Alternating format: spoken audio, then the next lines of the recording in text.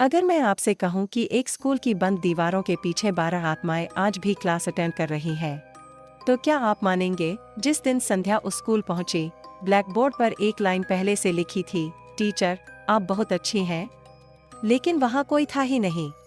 कभी सुना है किसी टीचर ने बच्चों को मरने के बाद भी पढ़ाया? 12 साल से बंद स्कूल और किताबों में खुद खुद लिखा जाने वाला होमवर्क।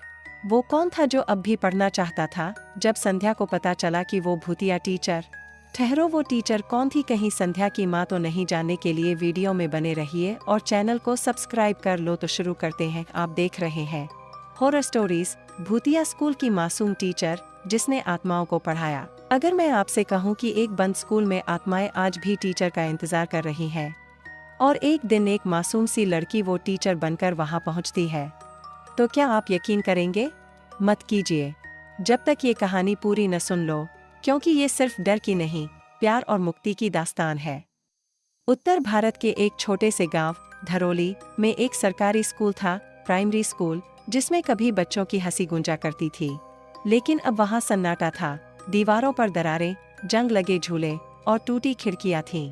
गांव वालों का कहना था कि 12 साल पहले स्कूल में एक भयानक हादसा हुआ था, जिसमें कई बच्चे मारे गए थे। उसके बाद वहां से टीचर्स भाग गए और स्कूल को बंद कर दिया गया। गांव के बड़े बुजुर्ग कहते, रात को वहां से बच्चों के रोने, हंसने और किताब पलटने की आवाजें आती हैं।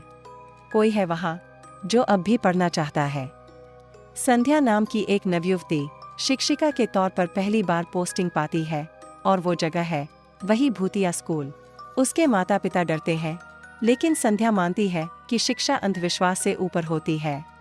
वो कहती है, अगर वहां आत्माएं भी हैं, तो क्या उन्हें ज्ञान का हक नहीं? संध्या गांव पहुंचती है।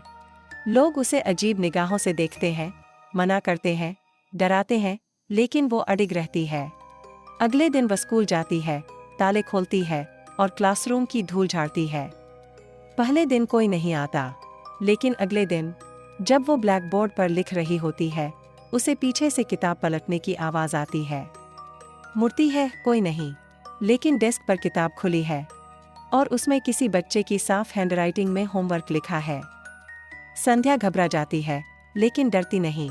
वो कहती है, जिसने लिखा है, कल फिर आना, तुम्हारा नाम भी लिखना। अगले दिन क्लास में 4 किताबें खुली मिलती हैं और ब्लैक बोर्ड पर लिखा होता है, टीचर, आप बहुत अच्छी हैं।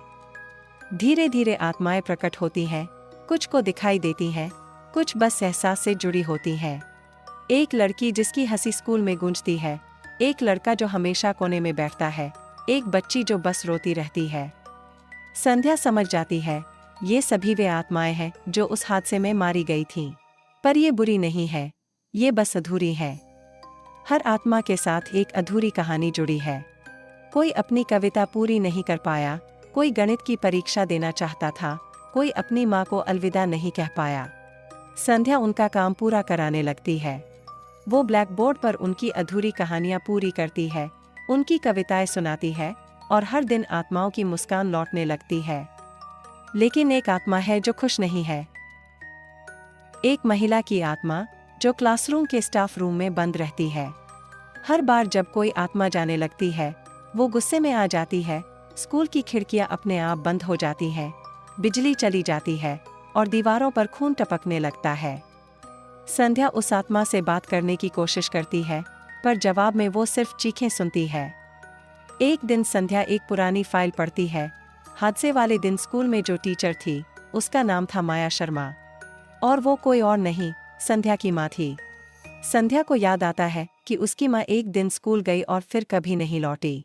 सबने कहा था कि वो किसी और शहर चली गईं, पर सच्चाई यह थी कि हादसे के बाद जब बच्चे मारे गए तो टीचर पर लापरवाही का आरोप लगा और गिल्ट में माया ने स्कूल में ही आत्महत्या कर ली। अब उनकी आत्मा स्कूल में बच्चों को जाने नहीं देना चाहती थी। उन्हें बचाने की कोशिश में वो सबको बांधे रखे थी। संध्या स्टाफ रूम जाती है, जहां वो आत्मा अंधेरे में सिसक रही होती है। वो कहती है, माँ, मुझे माफ करना, मैं देर से आई, पर अब मैं बच्चों को आज़ाद करूंगी और आपको भी।